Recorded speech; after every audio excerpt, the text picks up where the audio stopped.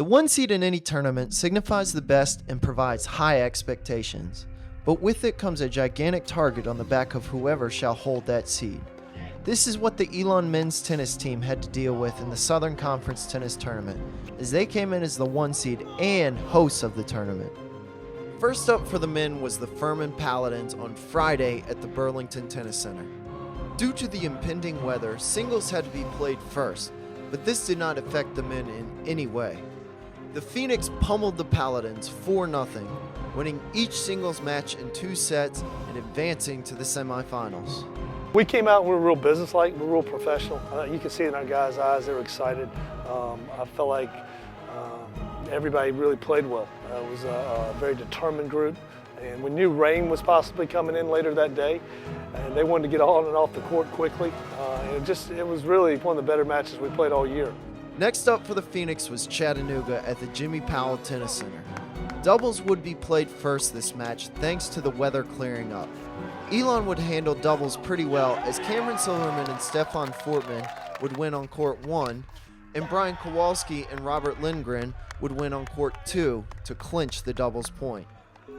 With the doubles point in hand, the Phoenix were able to handle singles with wins from Jordan Kaufman, Robert Lindgren, and the clincher from Juan Madrid. The Phoenix would win the match 4-1, setting up a championship bout with Sanford. This is not one of those teams where ours is not one of those teams where we have to totally rely on one player or 2 players all the time. We rely on all 6 of them. And Chattanooga was another example of different players stepping up at different positions and winning where they needed to and getting us off the court again. The one loss from Elon during the Chattanooga match came from Stefan Fortman, which concerned Coach Leonard, especially going into the final. The big concern I had was Stefan had a tough match against a guy that was probably the best 2 in the conference that year. He made first team all conference, and he really was struggling with his health, and I was concerned with him at the end of that match because you could just tell he was pretty beat up and was just hoping he had one more match in him. Honestly, that was how I felt when the match ended, was would we have Stefan for the next match or not. So the championship was set for Sunday, Elon vs. Sanford for the right to be 2013 Southern Conference champs. The overall match was a tale of double versus singles. As the women's match was finishing up, the men's doubles match commenced and the Phoenix came out firing. Elon had no trouble securing the doubles point, winning 8-4 on court 3 and 8-3 on court 1. But I have to admit, at Sanford, we probably played our best doubles all the way down the line. I mean, we went 8-3, 8-3, and we're getting ready to win 8-3 in the match that was called. So I felt like when we came off the court, we were pretty excited, but we knew we had a long ways to go. I don't think we got ahead of ourselves because we knew this team was so tough. I mean, this team had beat Alabama, who was a top 30 team earlier in the year. We had a dogfight with them when we beat them up there in a close match, so we knew we still had a long ways to go, but we were obviously pleased we got the point. But the match was a different story once it switched over to singles. The Phoenix lost their first 3 out of 4 singles matches and were 1 loss away from losing the championship. Juan Madrid would bounce back for the Phoenix, winning in 3 sets after dropping the first.